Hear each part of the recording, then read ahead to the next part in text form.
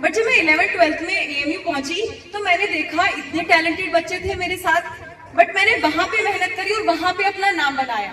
तो ये चीज है कि आप जितनी मेहनत करेंगे उतना नाम आपका बनता जाएगा।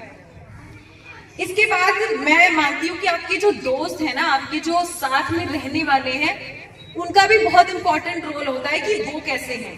अगर आपके फ्रेंड्स ऐसे हैं, आपका दिल है पढ़ने का, आप पढ़ना चाहते हैं, बट आपके फ्रेंड्स का मन नहीं है पढ़ने का, वो चाहते हैं कि चलो चल के खेत में खेल रहे हैं क्रिकेट, तो आपका भी दिल करेगा क्रिकेट खेलने का।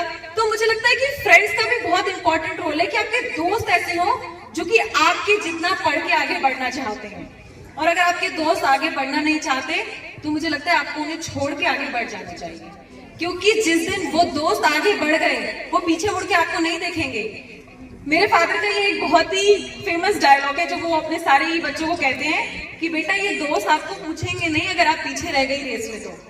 तो सबसे पहले किसके बारे में सोचना है? अपने बारे में। और फिर किसके बारे में सोचना है? अपने साथ वाले के बारे में। इंसान जब तक अपना भला नहीं करेगा वो दूसरों का भला कैसे कर सकता है बताइए? आप किसी और का भला कर पाएंगे जब तक आप अपना भला नहीं कर सकते। तो मुझे लगता है कि आपके जो फ्रेंड्स हैं वो भी ऐसे होने चाहिए जो कि आपको भी मोटिवेट करें और आप उन्हें मोटिवेट करें और आप साथ मिलकर आगे बढ़ें। मैंने अपने जो दोस्त थे वो कुछ इसी तरीके के चुने जो मेरे साथ आगे बढ़ने में मेरी मदद करते थे और मैं उनकी मदद करती थी। तो मुझे लगता है कि आपके फ्रेंड्स का भी बहुत इंपॉर्टेंट रोल है और अब बहुत हाई टाइम है कि आपके फ्रेंड्स ऐसे हों जो कि स्टडीज में आगे बढ़ना चाहते हैं। इसके अलावा एक बहुत इंपॉर्टेंट आजकल की जनरेशन के साथ एक प्रॉब्लम है कि फोन उन्हें मिल जाता है पढ़ाई करने के लिए, बट वो उसका इस्तेमाल अच्छा नहीं करते हैं।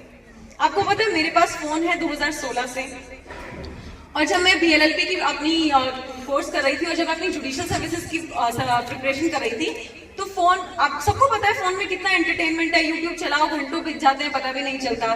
बट मैं अपने फोन को स्विच ऑफ करके दूसरे रूम में रख देती थी, या फिर मैं अपने फर्स्ट फ्लोर में घर में पढ़ती थी तो ग्राउंड फ्लोर पे कबर्ड में अपना फोन छोड़ के आ जाती थी, क्योंकि मुझे पता है मेरा दिल करेगा फोन चलाने का और मेरे एग्जाम्स हैं।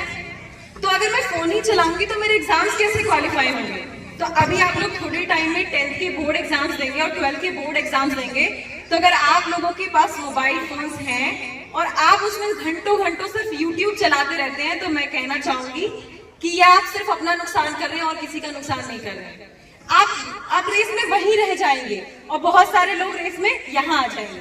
तो अगर आपको वहां से यहाँ तक आना है तो अपने ऊपर काम करना होगा, और वो आपको कोई नहीं बताएगा, वो आप सिर्फ अपने लिए खुद कर सकते हैं, कोई और आपके लिए नहीं करेगा।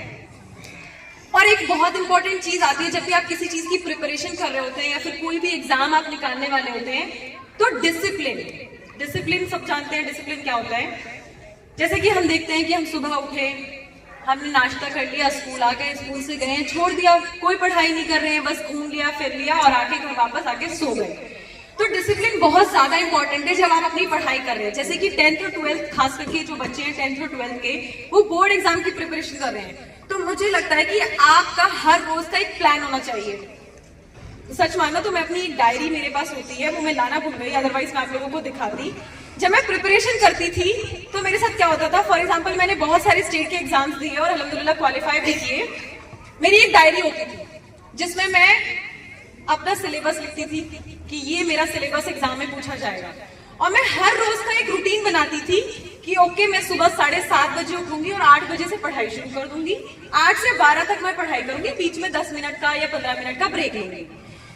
मैं 12 या 1 बजे तक पढ़ाई करके लंच करके थोड़ी देर सो जाऊंगी, क्योंकि माइंड को रिफ्रेश करना भी जरूरी है ना, आप सुबह से शाम तक तो नहीं पढ़ सकते। उठने के बाद मैं फिर से पढ़ाई करूंगी। तो मेरा पूरा एक प्लान होता था, और इस प्लान की वजह से ही है कि मैंने कभी भी कोई प्रीलिम्स ऐसा नहीं है कि नहीं क्वालिफाई किया। अल्हम्दुलिल्लाह काफी सारे मेंस क्वालिफाई करे और फाइनल इंटरव्यूज 2 स्टेट के क्वालिफाई करे, that too in general category. Thankfully अल्लाह का बहुत शुक्रगुजार हूं मैं इसके लिए। तो ये किस वजह से हुआ? वो जो हार्डवर्क था, वो हार्डवर्क सिर्फ ऐसे नहीं था कि मेरा जब मन उठा और मैंने जब कॉपियां उठाई और अपनी किताबें उठाई और मैंने पढ़ाई शुरू कर दी। वो एक प्लान के अकॉर्डिंग था, मेरी हर चीज प्लान होती थी कि मुझे कल क्या करना है, उसके नेक्स्ट डे क्या करना है, एक हफ्ते बाद क्या करना है। तो जो भी 10th और 12th के बच्चे इस टाइम पे हैं, इवन 11th के भी, अब तो बहुत टाइम आ चुका है कि 11th के बच्चों को भी सीरियस होना चाहिए, क्योंकि इसके बाद जब आप 12th में आएंगे और फिर उसके बाद आपके पास आगे चल के चॉइसेस होंगी करियर की, तो यही हार्ड वर्क जो है ना 11-12 का, वही आपके काम आएगा। तो अपने हर दिन को प्लान करो, डायरी बना लो, रोज लिखो कि मैंने कितने घंटे पढ़ाई करी। हर दिन की कम से कम स्कूल के बाद 5 से 6 घंटे की पढ़ाई आप लोगों के लिए इस टाइम पे बहुत जरूरी है। दूसरा देखिए, अभी तो आप ऑब्वियसली 10th और 12th में हैं, अभी आपने ग्रेजुएशन नहीं किया, मास्टर्स नहीं किया, तो मैं ये नहीं बता सकती कि आप कंपटीशन की प्रिपरेशन कैसे करेंगे, उसमें क्या चैलेंजेस आएंगे, क्योंकि वो आप लोगों के लिए अननेसेसरी है। बट प्रिपरेशन तो आप लोग अपने बोर्ड एग्जाम्स की भी कर रहे हैं ना, उसके लिए आप अपनी टेक्स्ट बुक्स को अच्छे से करिए, जितना ज्यादा हो सकता है अपने जो मैथ्स के सोल्यूशंस हैं, या अगर आप साइंस के स्टूडेंट हैं, फिजिक्स केमिस्ट्री के सोल्यूशंस हैं, जितना ज्यादा हो सकता है अपना प्रैक्टिस करिए, क्योंकि ये प्रैक्टिस ही है जिसकी वजह से आप जो है एकदम माहिर हो जाते हैं अपने सब्जेक्ट में। तो मैं सबको यही सजेस्ट करूंगी।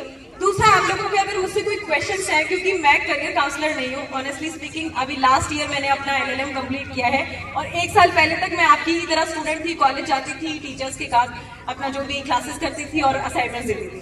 1 साल के बाद आज मैं इस मंच पे हूँ, तो मैं कोई करियर काउंसलर नहीं हूँ, मैं आप लोगों की करियर के मामले में काउंसलिंग नहीं कर सकती हूँ, बट मैं अपने एक्सपीरियंसेस से एटलीस्ट आपको ये बता सकती हूँ कि क्या चैलेंजेस आगे चल के आएंगे और आपको किस तरीके से उन्हें डील करना है।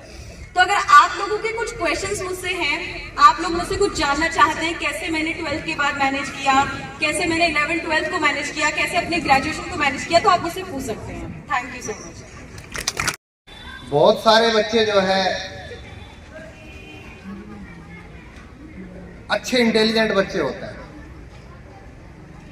कुछ करने का टैलेंट उसके अंदर होता है कि वो कुछ कर सके, लेकिन आगे देखते हैं तो फिर उनको सही गाइडलाइन नहीं मिल पाती।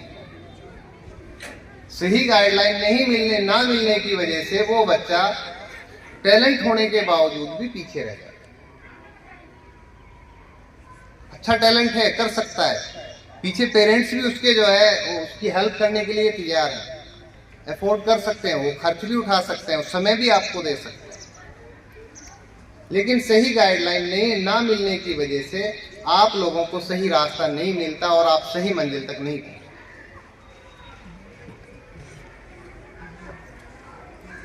देखो, कोई भी काम मैं कहूँ, अगर आपने ठान लिया, मैं सुबह भी इस विषय पे आपसे बात कर रहा था मॉर्निंग असेंबली में, अगर आपने ठान लिया तो कोई भी काम ऐसा नहीं है, इम्पॉसिबल तो वर्ड ही नहीं कि आपने सोच लिया वो काम ना हो। काम करने के लिए दृढ़ निश्चय, किसी भी काम को, किसी मंजिल को छूने के लिए दृढ़ निश्चय चाहिए। काबिलियत कम है, टैलेंट कम है, वो तो आ जाएगा। आपका निश्चय यदि अटल है, उसके अकॉर्डिंग आप मेहनत कर रहे हो, तो वो तो आ जाएगा। मेन चीज आपका निश्चय, आपका दृढ़ निश्चय हो, आप दिल के अंदर इस चीज को ठाने, और उसी के लिए कि आपको क्या करना है क्या नहीं करना है, इस प्रकार के प्रोग्राम हम ये चाहते हैं कि बार बार मुनक्किद कराए जाते हैं, बार बार आयोजित कराए जाते हैं, ताकि आपको अपनी जो है फ्यूचर प्लानिंग पूरी हो सके, आपकी आपने क्या करना है। और देखो, आप वैसे ही बहुत देर से बैठे हो, बाकी बहुत सारी बातें हमारे सभी मेहमान जो आए हुए हैं यहाँ पे वो करेंगे। मैं इन्हीं बातों के साथ अपनी वाणी को विराम देता हूँ। Thank you. 10th क्लास वाले कितने बच्चे हैं? गुड। 11th वाले कितने हैं? 10th क्लास से शुरू करते हैं। थोड़ा मुश्किल होगा मेरे लिए, चैलेंजिंग है कि 10th class, 11th class, 12th class तीनों की बात हमें एक साथ करना मुश्किल होता है, क्योंकि हम लोग नॉर्मली काउंसलिंग